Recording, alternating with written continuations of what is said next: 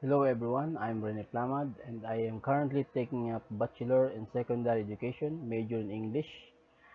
Subject is Readings in Philippine History and my schedule is TTH from 1:30 to 3 p.m. So I will submit this video presentation to my instructor, Mr. Alfred Solteo. The topic that I have chose is the Declaration of Martial Law by Ferdinand Marcos. What is martial law? Martial law involves the temporary substitution of military authority for civilian rule and is usually invoked in the time of war, rebellion, or natural disaster. Martial law is justified when civilian authority has ceased to function, is completely absent, or has become ineffective. Who is Ferdinand Marcos? Ferdinand Edralin Marcos, born on September 11, 1917, from Sarat, Philippines, died on September 28, 1989, at Honolulu, Hawaii, USA. Philippine lawyer and politician who, as head of the state from 1966 up to 1986, established an authoritarian regime in the Philippines that came under criticism and for corruption and for its suppression of democratic processes. Why did Ferdinand Marcos proclaim the martial law in the Philippines? President Marcos imposed martial law on the nation from 1972 up to 1981 to suppress increasing civil strife and the threat of a communist takeover following a series of bombings in Manila. What is the effect of martial law in the country? When martial law is in effect, the military commander of an area or country has unlimited authority to make and enforce law. Martial law is justified when civilian authority has ceased to function. When civilian authority has become ineffective, typically, the imposition of martial law accompanies curfews, the suspension of civil law, civil rights, writ of habeas corpus, and the application of extension of military law or military justice to civilians.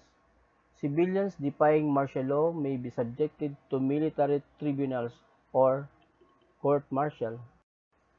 How does martial law affect the economy? The gross development product or the GDP of the Philippines rose during the martial law, rising from 55 million up to 19.3 billion in about 8 years. This growth was spurred by massive lending from commercial banks, accounting and about 62% of external debt.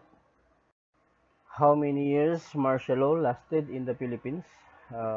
This 14-year period of Philippine history is remembered for the administration records of human rights abuses, particularly targeting political opponents, student activists, journalists, religious workers, farmers, and others who fought against the Marcos dictatorship.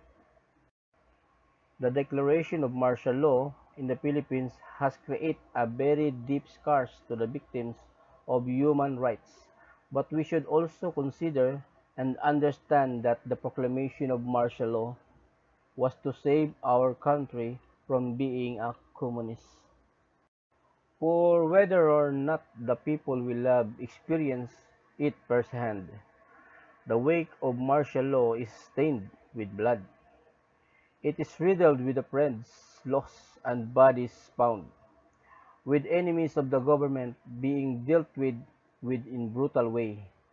Up until today, survivors bear in their mind memories of inhumane torture, torture that some have the audacity to deny ever happened. It is true that the building of infrastructure has helped many, but at what cost? Taxpayers still carry on their shoulders 20 years of accumulated debits. In that field, Marcos improves the country, but it was his job. It was not his job to silence his critics. It was not his job to put a clamp on free media and speech. It was not his job to stay in the palace for more years than he ought. And for those families who spend a lot of years in martial law reveling in the quiet, it would be wrong to deny the fact that for them martial law was good. However, we forgot that good and evil can coexist, and the experiences of one do not negate those of others. The declaration of martial law has brought a huge future effect in the country. Truly, I admired the former President Ferdinand Marcos. If martial law was not proclaimed, then the prediction is the Philippines will become a communist nation. That's all everyone. Thank you for watching my videos. Hope you enjoy and learn something. Thank you and bye bye.